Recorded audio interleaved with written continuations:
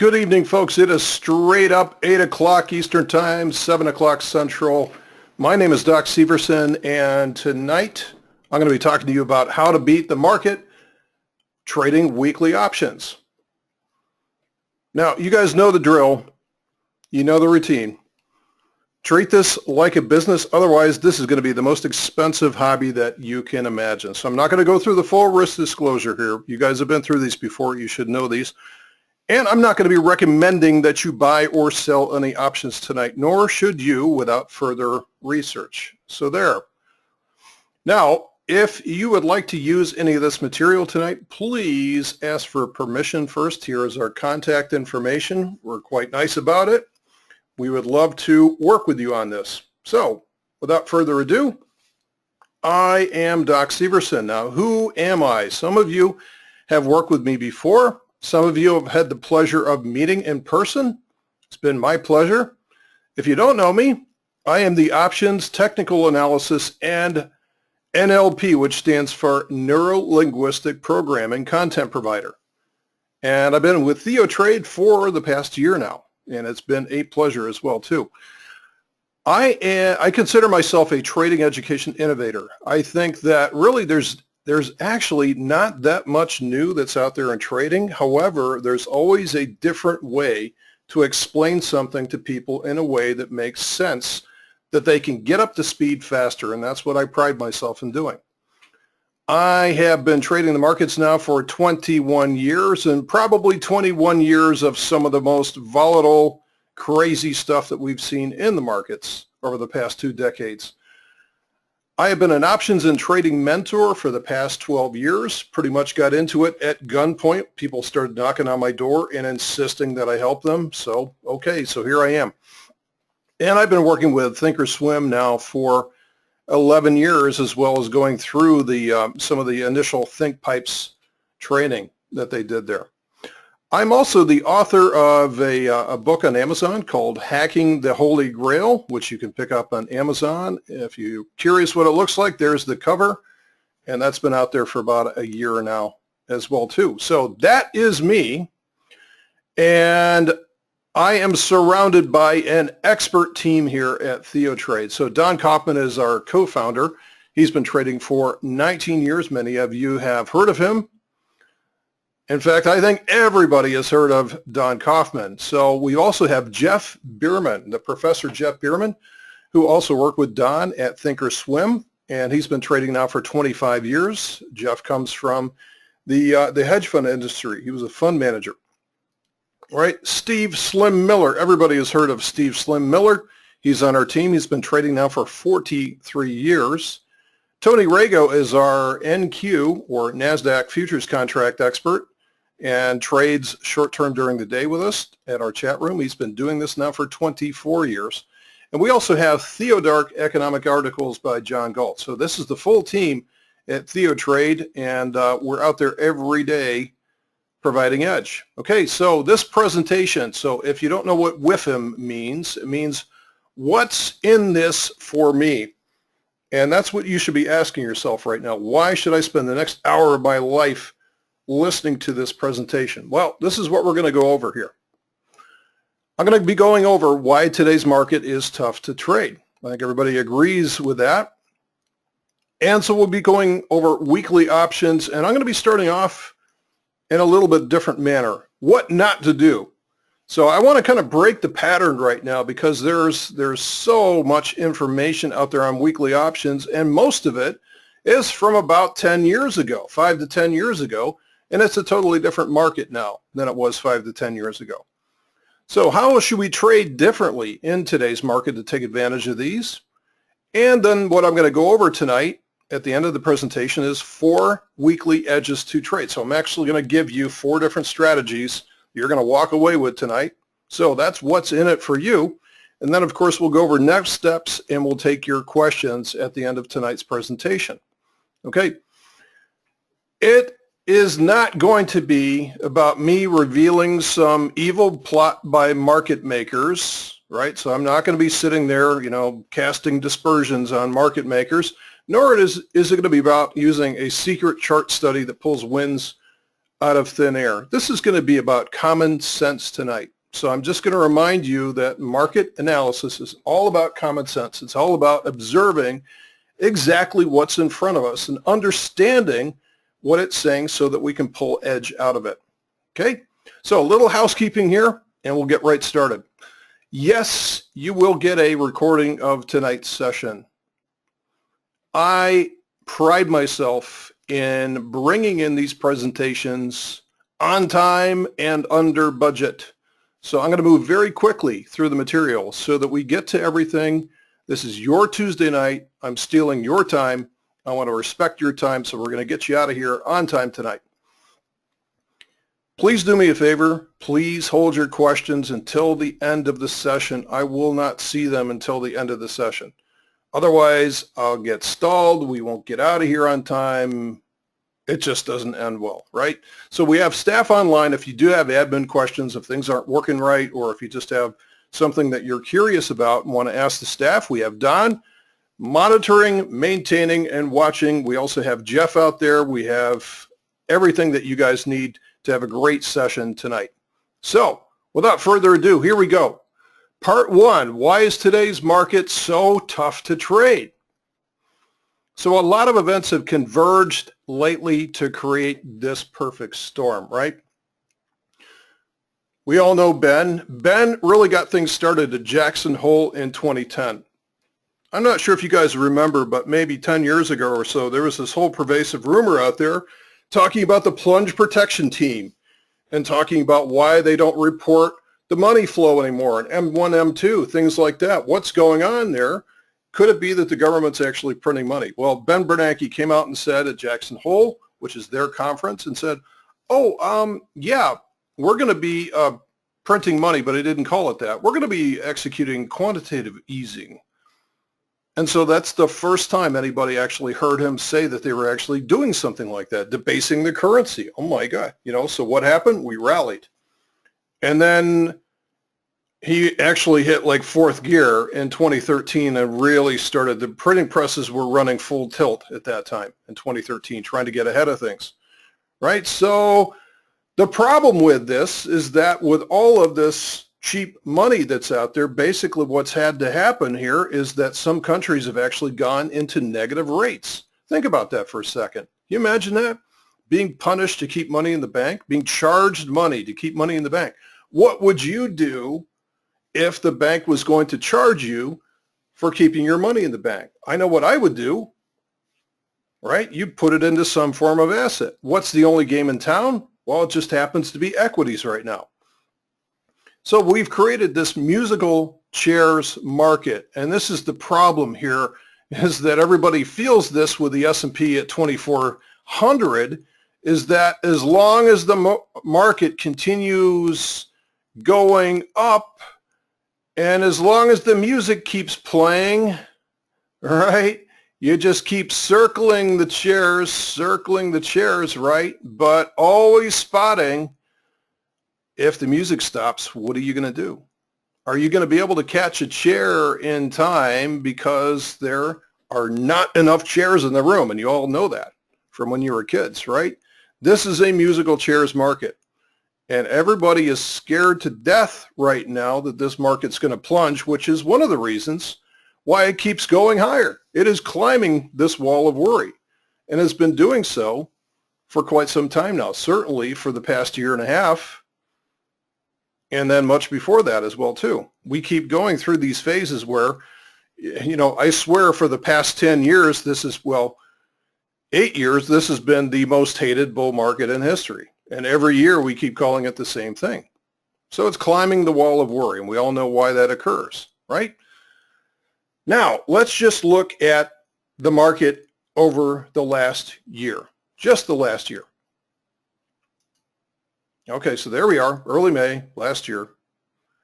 And we're just going to look forward here. Now, there's only been 3 actual swings of any consequence during this time. And these are only maybe about 5% apiece. That's it, or less. So we've only had 3 actual trends over the course of the last year. The rest of it, of the last 252 days, 63 are trend. That means that 75% of the time the market is absolutely going nowhere. Absolutely going nowhere. In fact, this little movement that we had, I think somebody talked about this little flag that we had here over the last week was the tightest coil of volatility since 1980. So, really, are we going to be buying at the highs? Are people really buying Facebook at the highs? Well, yeah. The problem is that they're being forced to, especially the funds. So now not only is retail buying at the highs, but also we have funds that are way behind in performance for the year that have no choice but to buy at the highs. Because what's saying is their customers are saying, wait a minute, why don't I have Amazon in my portfolio? Why don't I have Apple? Why don't I have Facebook? Why don't I have Google? And so, at gunpoint, these fund managers are having to buy as well too. And this is what's driving things higher. This is about the only thing that's moving. So here we have Apple, and this was Apple today. Guys, you know how this ends, right? We all know how this is going to end. And so the music keeps playing. This is a musical chairs market. Yep, shorts being forced to cover. So not only is this, buying at the highs and everything like that, but stocks are getting to be very, very expensive. So if you're just a stock trader only, you don't have many things that you can buy right now and feel good about that you got a bargain, right, for those shares. So a lot of people at this point say, aha, flat market, I'm going to sell options premium. That's what I'm going to do. This market was made for selling options premium because if it goes nowhere 75% of the time, I can just set up a non-directional options trade and take that all the way to the bank. Well, maybe that was true at one time. The problem is right now that we have decades low values on volatility. Right now, volatility is in the gutter.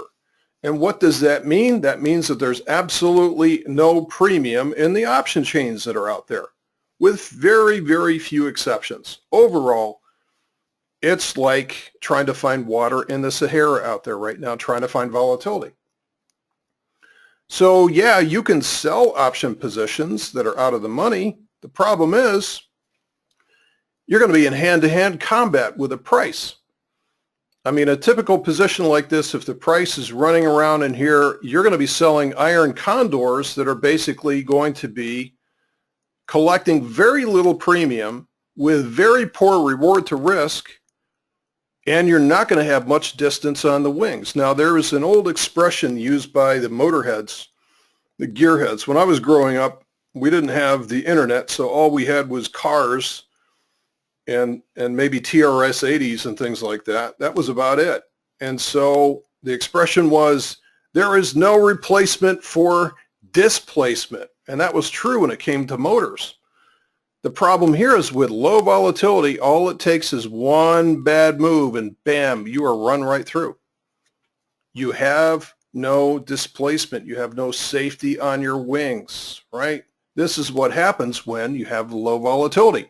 So yeah, you're right. You can sell premium during flat markets, but that works until it doesn't work, and that's only a matter of time.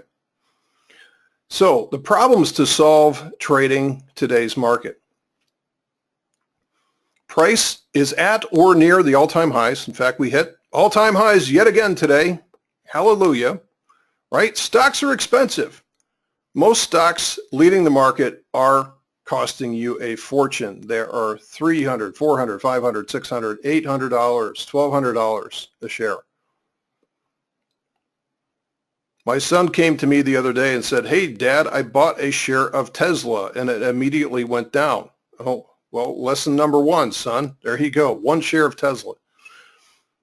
If you blink, you miss the trends. Blink and you miss the trends. That's it. They're gone. You missed it. Doesn't take very long to go 5%. just a few days, and then it's over. If you sell premium, you're not being paid well enough to take that risk to sell premium. Very, very poor. So it's like you're selling hurricane insurance out of Nebraska, right? It's, nobody wants it. Nobody's going to pay you anything for it. So to some, this is just too much of a challenge to overcome. Some people have just said, I don't know what to do. I give up. I give up. I just don't know what to do. Okay. So what are you going to do? You're going to join the herd. You're going to buy shares of Fidelity Magellan. Now look at this. 5-year return, 13%. 10-year return, 5%. There you go. Don't forget what the alternative is Fidelity Magellan. So to fix this, we have to match the character of the market. We have to trade what's here today. We can't trade the market that we want. We can't trade the market from the past unless we're using some type of back testing, right? That's always fun. Doesn't pay very well, though. So you can't trade the market that you want, only the market that you have. So let's shift over and talk about solutions for this low volatility, compressed range market. How are we going to fix this? What are we going to do? I want to tell you what to do, first of all, by saying what not to do. I know that's kind of odd. It's odd to start in that way, but what I don't want you to do is, a lot of times what I have to do is I have to overcome resistance from people saying, yeah, but, the way I was taught 10 years ago is but. Well, no, I need to kind of stick my boot in the door at this point. I need to break the cycle first before we get over that, because if I just provide you with new ideas right now, you're going to have resistance to that because you're going to wait for me to say what you're expecting me to do. So I'm not going to do that. So first of all, I'm going to tell you what not to do. Are we using yesterday's solutions to trade today's market? Chances are you are. So when most traders think of weekly options, they think of these two strategies. First of all, selling credit spreads every week. And I am still seeing promotions out there, and it drives me crazy. I'm still seeing this stuff. And these were programs that were written years ago, and they're still selling them. Okay, sell credit spreads every week, right? Or it's the whole idea of, yes, the market makers are pinning. They're pinning the price to those strikes to be able to create maximum pain. You've heard that one, right? They're pinning those strikes, those evil market makers, right? So all right, so I'm going to go over number one here for selling weekly options out of the money as credit spreads. So can you win 80% of the time? Yes, you can. You can win 80% of the time, and mathematically you should. If you're selling something like a 20 delta option, you should win 80% of the time. It's just those 20% of the time, right? You're going to have an 80% loss, right? So that's not going to work. Out of the money credit spreads are a great confidence booster. This was what allowed me to quit my job and start to trade professionally. Was when I learned this, and when I learned risk management, this is what did it for me all those years ago when we had a little bit more volatility. So what happens is you learn these things and you say, okay, that one worked. All right, so after you win your first one, you start to learn how to place these things. You start to get more confidence. You start to place more and more trades, and then all of a sudden you're placing on more than one instrument at a time, and you're playing them on multiple cycles at once, and you're selling them out of the money, and you're still winning, and you're winning, and you're winning, right? And now you're starting to get really confident, aren't you? You're getting really confident, and you're starting to crank up your position size because you just can't seem to lose. You're telling all your friends, you're telling your family about how great this is. You're saying, hey, you want me to trade your money too? And then it happens. It's only a matter of time, especially in today's volatility, that you're playing so close, you get run right through, like with a Hattori Hanzo sword, right? All those prior profits have evaporated. Been there, done that, got the t-shirt, etc. This is what happens when you sell weekly options as credit spreads when there's just not enough jack in the chain. So there's nothing wrong with, I love credit spreads. I love credit spreads. I can't wait to trade them again. However, there's a time and a place to use them. Right now is not the time. It's not the place. This is not the market to use out of the money credit spreads. Selling risk premium in complacent times does not give you a good edge. There is no replacement for displacement. It makes more sense to be a net buyer of risk premium when it's low like this. I know that that's difficult to hear. You've been taught since the very first thing that you were taught when you learned about options was sell options, don't buy them. X number of options expire out of the month. Never buy options, always sell them. Right? Well, that paradigm does not work right now, friends. And then here's number two. Market makers are pinning the price at high open interest levels. So OI means open interest. So just find those high open interest strike prices and we'll just put on a strangle.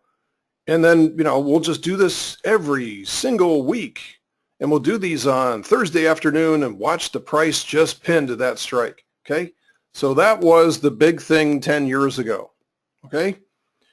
Well, first, let's get real here, guys. Can we all agree that there's no such thing as this evil market maker? The market maker is you, it's me, it's the collective market. It is the collective market. It's not some evil guy.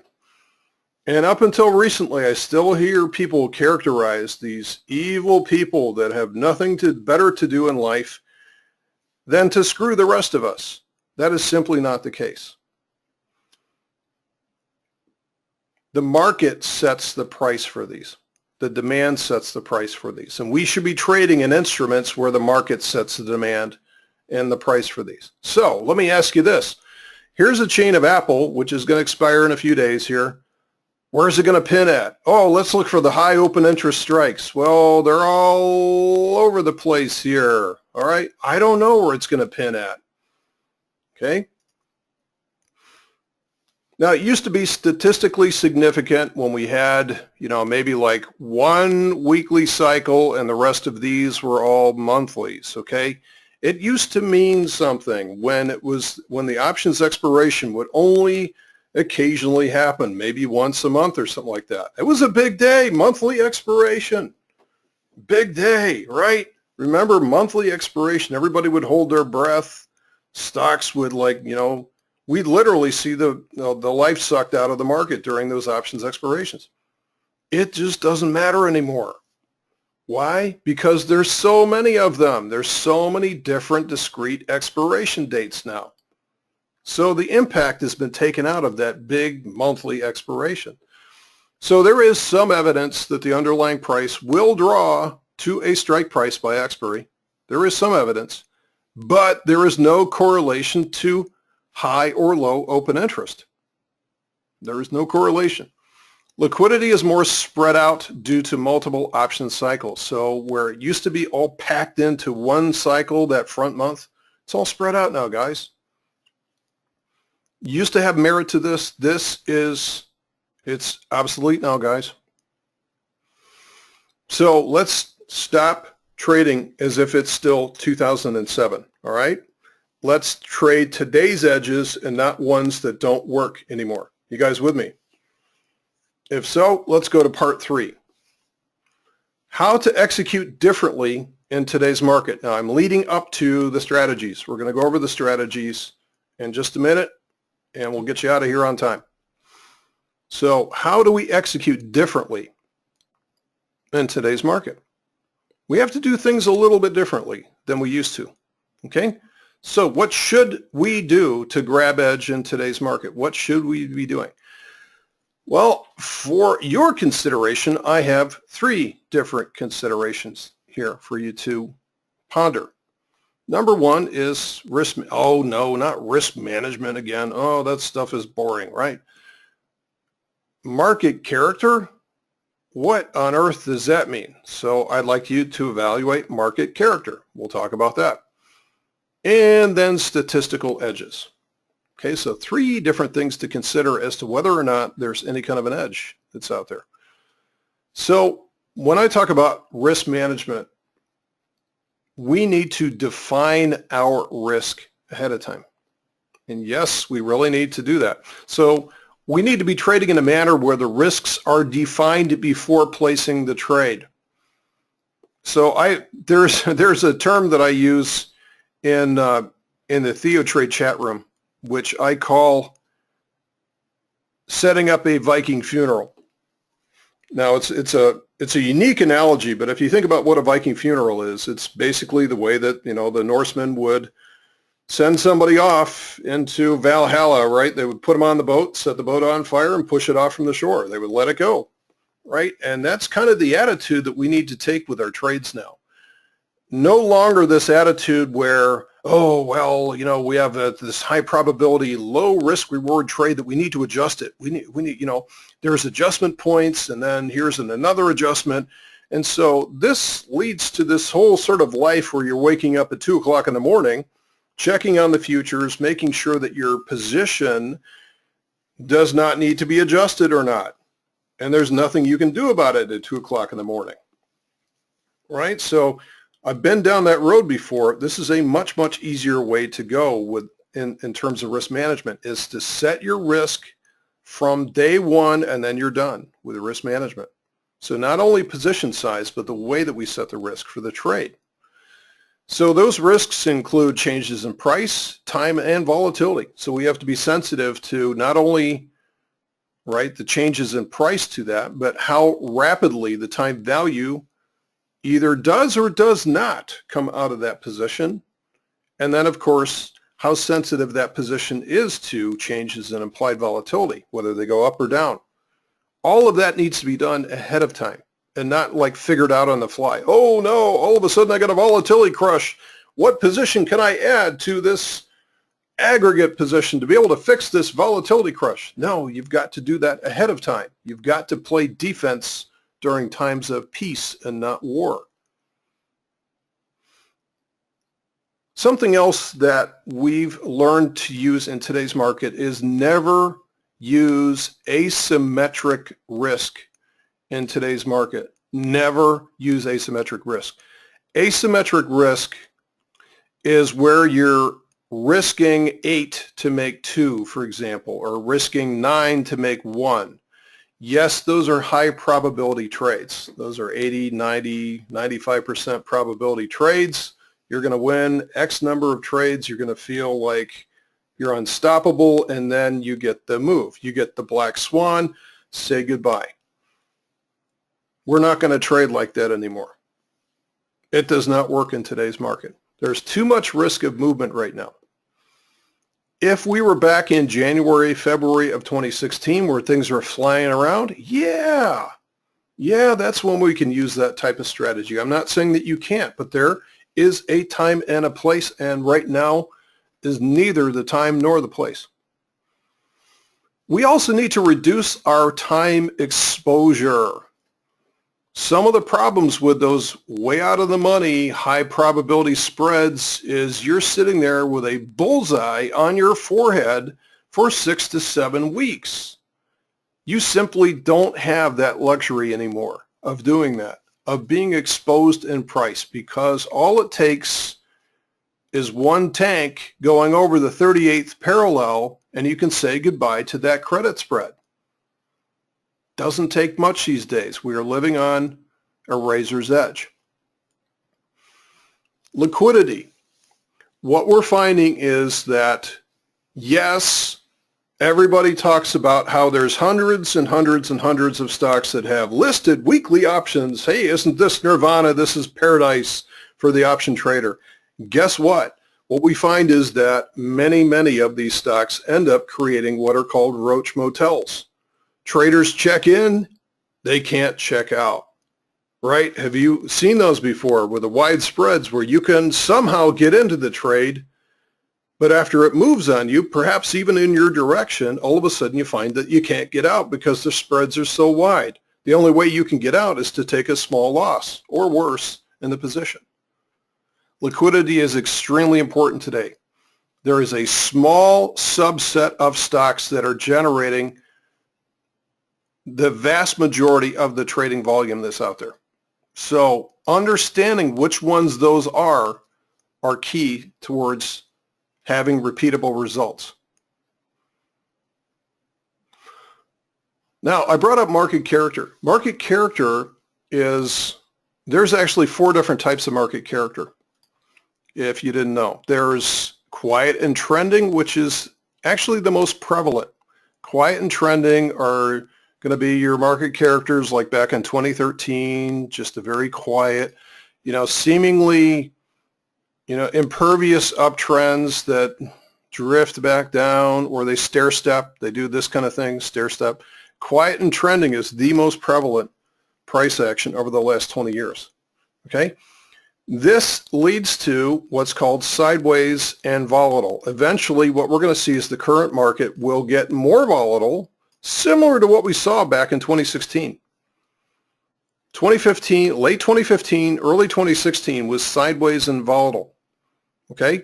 Many times the sideways and volatile leads into volatile and trending. There's only one type of market action that is volatile and trending, and that is truly during a serious correction and or a bear market.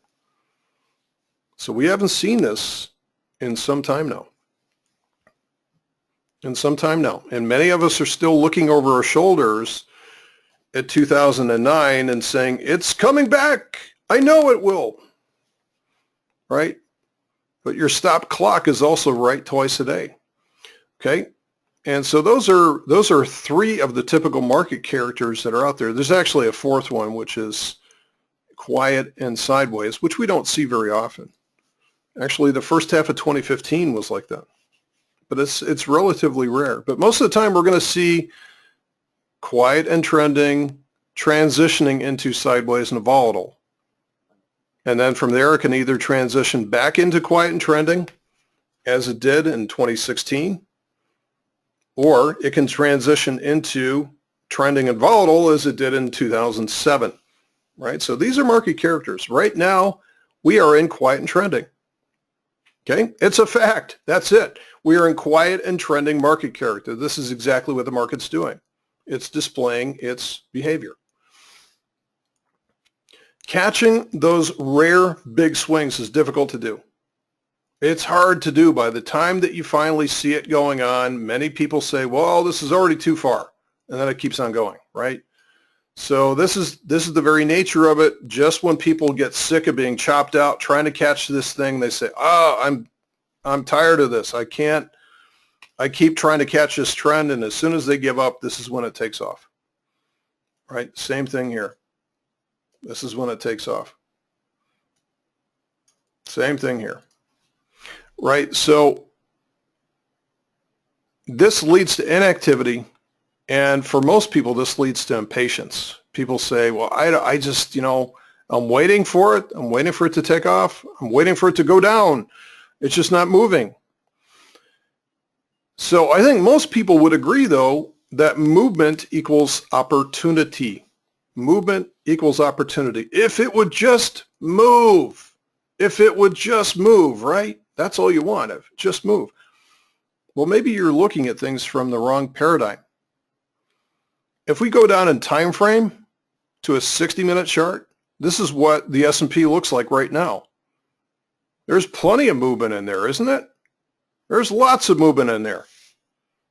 Perhaps we just need to move down in time frame. It looks like a totally different chart.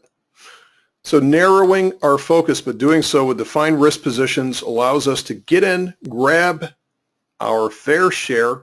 We all deserve our fair share, don't we? It's just keeping it, right? So we get in, we grab our fair share, and then get out. Narrow your time risk. So now I'm going to get into part 4. And this is probably why most of you are here tonight. Give me the strategies. I want the nuts and bolts. I want to get trading. I want to start trading right tonight, right? Okay, so here we go. So one of the trading edges that we're talking about, some are statistical. Now, when I just say statistical, these are just basically mathematically derived or based on what's in the option chain. Ultimately based on Black-Scholes, right? Because Black-Scholes is going to be based on price, time, volatility, etc. Right? So it's a combination of those. Some of these edges are going to be technical or chart-based. In the end, however, they are all statistical. I know that the math-based people tend to turn up their nose at the chart-based people and vice versa. But in the end, every edge that you trade against ultimately has to be statistical. So even a chart-based edge has to have a statistical probability in your favor. Otherwise, it isn't an edge. It's just a pretty line on a chart. So let's see some examples of short-term trading edges that are working right now. Here we go. Weekly edge number one is the expected move. The expected move. Now, many of you know about this, have heard about this, right? So typically when we say the expected move, here's our log normal distribution curve, right? So this is the old thing, it goes back to high school. You remember hearing about this in statistics, is that that within plus minus one standard deviation that's out here, right? We have the probability of the price being in there is at 68.2% of the time. So 68.2% of the occurrences or where the price is going to be within that plus minus one standard deviation, right? So we can also go out to, 2 plus minus 2 plus minus 3. There's not much out there. This is where we get into the fat tails kind of thing, way out there when you get the big moves, the ones you talk about to your grandkids. So that's the expected move, right? So what kind of an edge do we have in it for that? Well, let's think about this for a second, right? So if this is our starting point for the week, the weekly expected move, surprise, surprise, the market prices in the fact that it's going to be generally staying within that, as I said, 68.2% of the time. It's either going to be going down or up or somewhere in between. But guess what? What we found is that very often the price will go hit one of these boundaries and then bounce off of there, whether it's to the downside or whether it's to the upside. We'll go up and move to this boundary and then bounce off of there. The price generally respects these plus minus one standard deviation boundaries. Aha. Okay. So we've even done some stats here. If you look at this, every week we have, all right, so here's the expiration Friday. So this was February 3rd, all right. Here was the previous closing price was 228. Here was the expected move that we calculated for that week. So based on this starting point here, right there, here was our upper target was 230.88. Here's our lower target, 227.06. Guess what happened? The price came down, tagged the lower target, and closed higher. There you go. Okay, so that was the first one. What you'll see in all the green here is where the price actually hit, in this case, the upper target, or in this case, the lower target. So most of these that you'll see is the price actually hits one of these targets. In the yellow, what I've got is where the price got very close to hitting the target. In this case, hitting the upper and hitting the lower targets. Very close to that. Last week, we got within the expected move. Upper target was 239.76.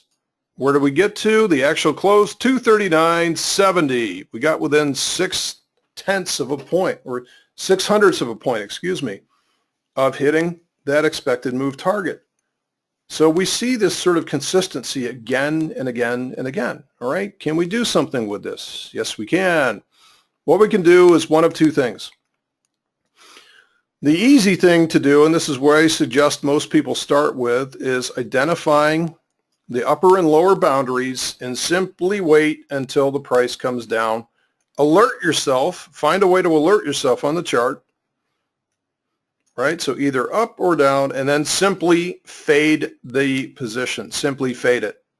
What I mean by fading it is if the price goes up to hit the upper target, you put on a at-the-money bearish position to fade back down. It does not require very much movement to get a very nice return. This is the advantage of using the types of trades that we do, which are risk-defined. Okay, so here's I'll show an example here in just a second of that, of a recent week.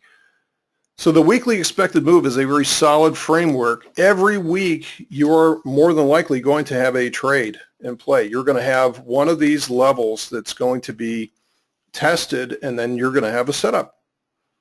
Okay, so trading to the targets or fading a level once hit. So the other half of this is you could actually start with, you could start with your starting point here. You have your upper and your lower targets, and you could make a forecasted move. You can say, well, based on my signals, I think it's going to go to the upside. And you can set up an asymmetric risk trade for that with good reward to risk on there for inexpensive, risk defined, or maybe your forecast says it's going to go to the bottom. You could do both. You could do both, but it's a little tougher to pay for the losing side, right? So your winning trade has got to be several times what the losing trade is to make it worth it over time. So what I like about this is that doing the same thing, trading one stock every week, doing the same setup, this is where you get mastery in a specific setup in a very short period of time. I can't overemphasize this, guys. Many of us, our problems when it comes to trading is that we like to do this. We like to do, hey, look at this new strategy. This is really exciting. I want to learn about this. So we trade it once or twice. We don't win. And so all of a sudden we say, hey, somebody else has got this really cool strategy over there. So we go thundering over here and we buy another program. We trade it once or twice. We don't win. And so we go, well, that doesn't work. So, hey, let's look at this strategy over here. And we just end up just, bouncing around, trading different strategies, never really attaining any kind of mastery at it. So we become a jack of all trades and a master of none. This is what we do. As retail traders, this is what we all do. We're all running around like a pack like this, looking for some magic holy grail strategy. This is the way to fix this. You get one thing and you commit to it and you get really good. And this is a great strategy to do this in, just watching one stock. You can do this with a full-time job. So the emphasis here is on using defined risk spreads. Defined risk spreads. It is a statistics-based edge. There is no charting, no technical expertise required. You don't have to be God's gift to the RSI or Fibonacci retracements or anything like that. It's simply numbers. Anybody can do this. Okay? Here's an example of this. A couple of weeks ago, I think it was a couple of weeks ago, we had an upside target of 238.57. Okay? So once the price hit that, I was alerted. It said, hey, get in this trade. So what I did was I faded that level with a put spread. In this case, this is a debit put spread. You can see here, we got in with a 38-cent debit. By the way, that's my risk. That's my risk there. 38 bucks per contract. That's it. That's it. Then from there, you can decide how many contracts that you want to trade, right? But could you get started learning a strategy risking 38 bucks a contract? Yes, you could. No matter what size your account was, you could do that. Okay, so this position created a 50% return on capital after commissions. Hold time was about 24 hours. This is very typical of these types of trades. All it takes is a little bit of movement and you're out. Here's trade number 2. Weekly edge, the RSILaGuerre with embedded fractal energy. Okay, so you may have heard of this before, may have not. I think that you guys got this study as a gift for attending tonight. So the RSILaGuerre with embedded fractal energy is the most accurate study that we have backtested at TheoTrade. Okay, the thing that makes it cool is the RSI It's the Laguerre time transform, which is not linear. It's not a 14-bar look back or something linear like that. It's actually very, very responsive. So we also embedded the fractal energy component, and it provides context, which is a range contraction ready to trend again, or range expansion ready to consolidate. Hopefully you guys have heard some of this before in the past from me. So the RSILaGuerre is, again, like I said, based on the RSILaGuerre, the Laguerre time transform, which is more responsive or adaptive. And we can actually scan against this. We can scan against our qualified list with specific conditions for this study. All right, so this is an awesome tool. The hits on this scan are very rapid, very accurate. They age quickly. They only last for a few minutes. You've got to notify yourself of these, otherwise you'll miss it. Okay, we can also dial this down in time frame, as I'll show in a minute. Okay, so here's what happens. You get the scan output, you get an email in your email inbox that says, hey, hello, you got a signal. You look over at the chart and you say, yes, indeed, I do have a signal, which is right there as we hook down from this level on an exhausted upside chart. So when the scan fires and the setup's confirmed, a limited risk bearish trade would also be entered at that time.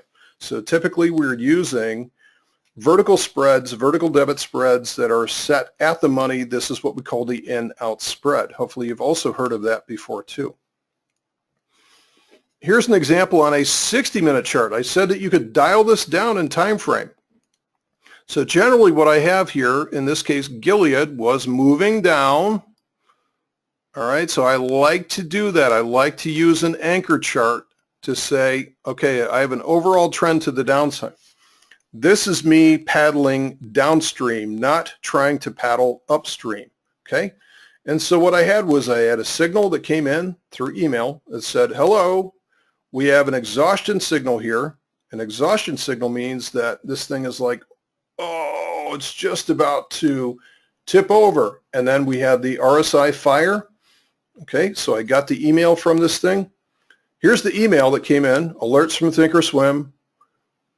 Boom, right there on April 17th. So I entered it right then when I got it, and I was out. In this case, I just used a simple, again, limited risk trade. In this case, this was just a simple put option. I figured, you know, why complicate things? Let's keep it simple. This was only just a few days left to trade, but you don't care that much about time value coming out of the position. These are so rapid. 72% return, that's not bad. Again, the risk on this trade was $35 per contract. Okay, so this weekly trade setup is meant to capture very short-term edges in the marketplace. This is a very rapid, time is of the essence on this trade, right? It's not one that you can, when you get home later on tonight, you can cogitate and think about and maybe enter tomorrow morning. This is a gotta be there sort of trade, right? But it's there. It's there every week. We have all kinds of signals every week. Defined risk spreads are used with no asymmetric risk. Risk one to make one. Scans are employed to take the work out of finding trade setups with output is being sent to my inbox, my phone, whatever you want. Scans are only made against a defined list of highly liquid stocks. I keep saying the same thing again and again. There's only a small list of stocks that are going to meet our criteria. Okay, that is number two. Now number three, and we're going to be coming in just about on glide slope on time here. Want to make sure we're on time for you guys. Number three is what I call the short call diagonal. What I like to look for is stocks that are rising in an uptrend and actually going parabolic and hitting a former resistance level. Actually, I took one of these in the spiders today. The spiders hit 240 all-time highs, which was hit a couple weeks ago, set up the trade today, right? So this is what the short call diagonal looks like on an analyzer. What I like about this trade, again, here's the reward, here's the risk of the trade. It's 1 to 1. What I like about this is that it's got this little profit peak here. which works out nicely if implied volatility goes up. This is what they call a long vega trade. This will actually grow and swell up a little bit if the price starts to run down, which is typically what you're going to see as the price comes up to a resistance point. It's usually going to bounce from there the first time through, and that's what we're counting on. That's our edge for this trade. Okay, so the weekly trade setup is meant to capture very short-term edges with price stalling at resistance. Again, define risk spreads. Every single one of these that you guys have heard me talk about is the same thing. I don't want to see you get hurt by a black swan coming along and destroying you guys. No fun. It's no way to do it. So scans are employed to take the work out of finding trade setups. Hello, same thing again. Only made against a defined list of highly liquid stocks. Where have you heard that before? So that's my short call diagonal. And coming up lastly here is what I call the enhanced RSI2 strategy. You'll like this one. The enhanced RSI2, originally Larry Connors, you guys may have heard of Larry Connors. He's one of the titans in the industry, right? He did the RSI2 strategy probably 10, 15 years ago. And I've traded this thing forever on the spiders, and I love it. It's very reliable. But he only meant it to be used on the spiders. That was it. So we can use this if we scan against this for our liquid stock list. We can use it with other stocks. But what I found is that I had to enhance it. I had to add a little bit more filtering with this on my fractal energy tech, the methodologies that I use, to make sure it was exhausted to the downside and highly, highly likely to bounce from there. So an example like this is that we've got the RSI2, which is this study here, below 5. All right, so we've got a strong pullback here, and that we see. And I've also got exhaustion down here on the fractal of the RSILaGuerre. Okay, so now I have a strong signal, highly likely to bounce back. This is somewhat compressed. It doesn't seem like it had much of a bounce to it, but it's more than enough. When you're talking about weekly options, you don't have to have a huge move that you're used to on daily, right? So in this case, again, limited risk spread. I set this one up. This was a 90-cent. This is a $2 wide spread. So this is risking a little bit more, right? So $90 per contract, closing 3 days later for $1.20, which made me, after commissions, 28.2%. So again, the point here is to get in, get your fair share, get out, and not try to milk this thing, to the end of the earth. This is a very short-term trade. We gave ourselves about a week and a half on this one, so more than enough time for this. So here we go. I'm going to summarize here in the next few minutes, and then I'll turn it over to you and answer your questions. Realized implied volatility is low. Yes, risk remains very, very high right now. Selling out of the money premium is not worth the risk today. We need to find edge where it is today. We don't need to force fit strategies. We're not trying to pound that square peg into a round hole and try to use something that we learned 10 years ago. It doesn't work today.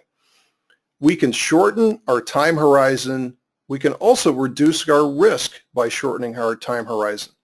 We can find statistical and technical setups to accomplish this, all while using defined risk strategies to give us kind of that don't care attitude for the results of any one trade. I don't care what the market does. As long as it moves around a little bit, I'll be able to hit my exit goals. So eventually, the movement and implied volatility, they will return. They will return. I know we've been saying this for a long time. Everybody has. It's been testing everybody's patience. But we've been through this before. We've seen this movie before, right? We can simply trade the edges that the market is giving us now. I can't wait for the market to turn down. I honestly can't wait for the volatility to return. It's going to be fun. It's going to be like a holiday again.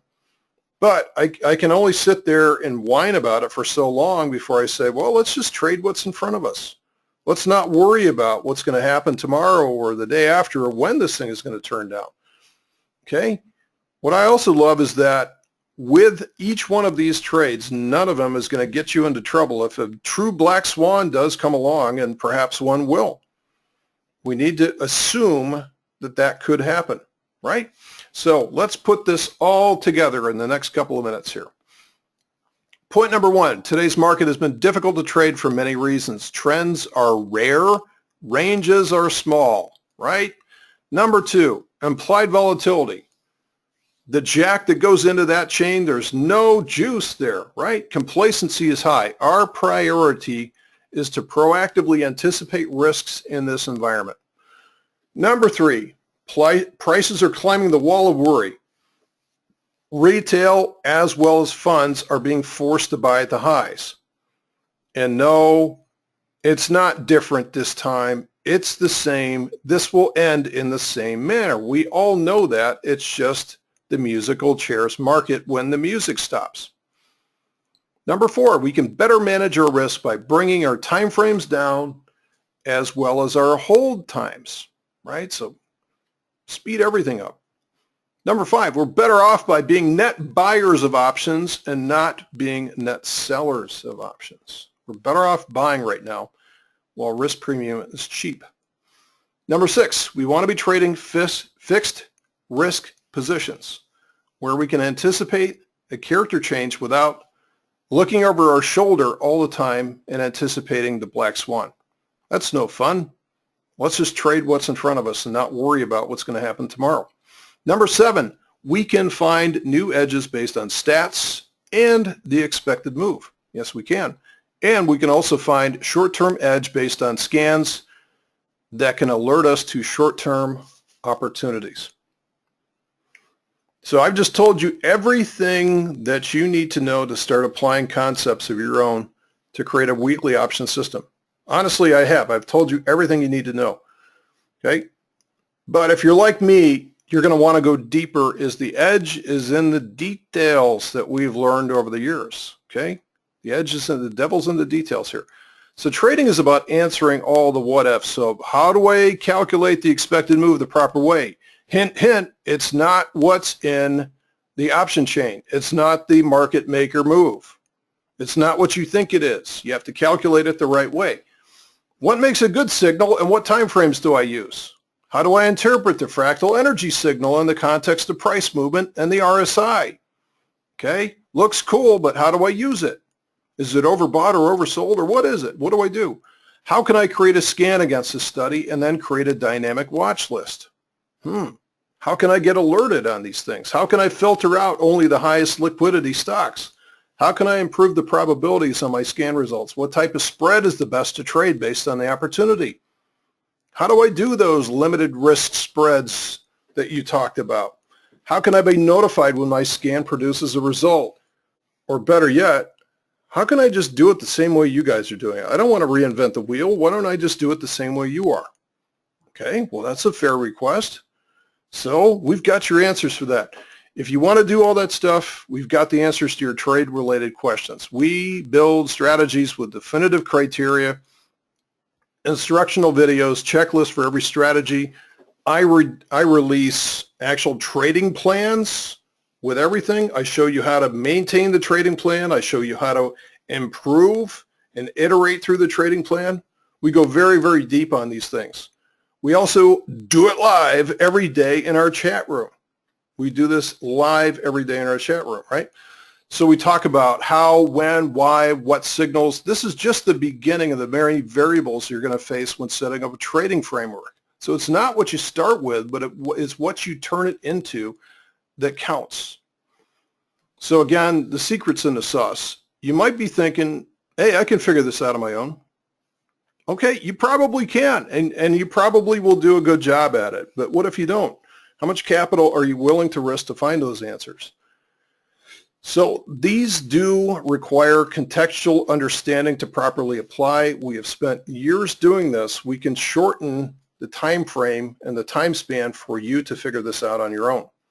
So if you would like the criteria to add this analysis framework and strategy to your trading, we have an answer for you.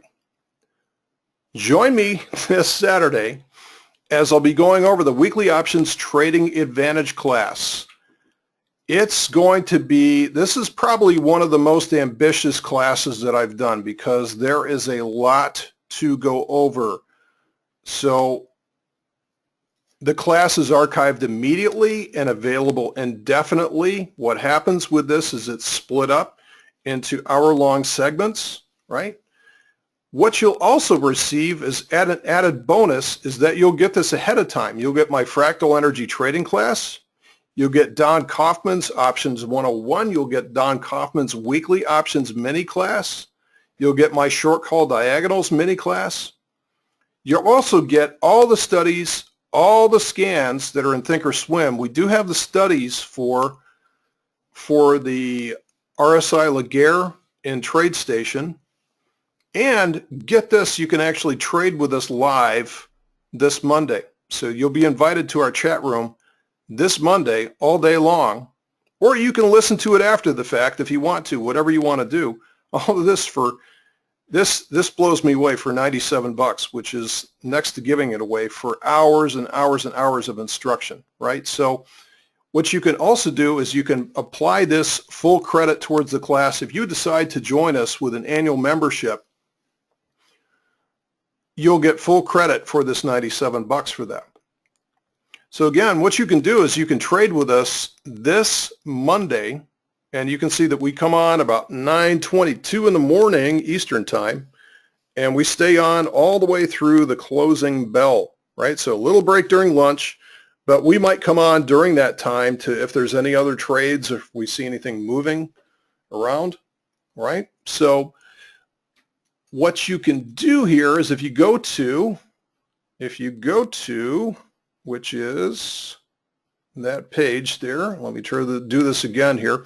This page, which is TheoTrade.com/WO, right, for weekly options. You can get out to this page, and you just got to read through this stuff, what you're going to get. So what we're going to go over in the class, and then I'll cut you guys loose for the evening here. So how to use weekly options to find consistent edge with low volatility. 4 little-known weekly options trading strategies. So the ones that we talked about tonight, we're going to be doing a deep dive on. How to minimize your risk in quiet markets so that you're protected from volatility. How to use statistical probabilities of markets to create a repeatable edge. The market insights that you must know to understand why markets move in one direction so you can get on the right side of the trade. So we'll show you how to get directional. The tools and strategies for analyzing market conditions. So what we do every day, okay? We'll go over which stocks and indices make the best candidates, right? So you'll receive the actual watch list that we use, all right? What strikes and expirations to use, the exact entry and exit criteria, okay? How to use the provided indicators so that you have the highest probability of success. Not only that, but also how to create and use scans for these separate strategies. How to use the RSI timing tools, whether it's the RSI2 or the RSILaGuerre to maximize the potential profits. How to understand and use fractal energy. Okay? How to minimize your risk and maximize your returns. And unlimited access to the on-demand recording. With that in mind, I will flip it over here and start taking your questions. And I'll look through here.